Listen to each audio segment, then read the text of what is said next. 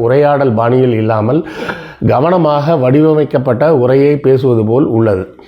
உடல் மொழி, body language. அவர் இருக்கையில் சற்று இறுக்கமாக ஒரே நிலையில் அமர்ந்திருக்கிறார்.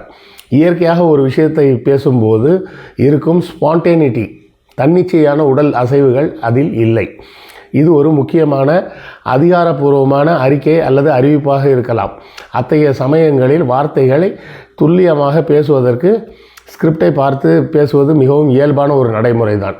சுருக்கமாக பேசும் முறை மற்றும் கண் அசைவுகளை வைத்து பார்க்கும்போது அவர் எழுதி தயாரிக்கப்பட்ட உரையை தான் வாசிக்கிறார் என்று உறுதியாக கூறலாம்.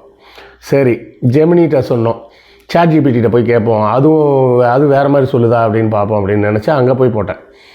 ChatGPT என்ன சொல்லுதுன்னா, இந்த அதுலேயும் அதே கேள்வி தான் போட்டிருந்தேன். இந்த வீடியோவில் பேசுகிறவன் மனசில் இருந்து பேசுகிற மாதிரி தெரியுதா, இல்லை யாரோ எழுதி கொடுத்ததை படிக்கிற மாதிரி தெரியுதா, டெல் மீ த ட்ரூத். நான் வீடியோவை மீண்டும் கவனமாக பார்த்தேன். சத்தியமாக சொல்கிறேன், இந்த வீடியோவில் பேசுகிறவர் கண் தொடர்பு கேமராவோட ஸ்ட்ராங்காக மெயின்டைன் பண்ணலை.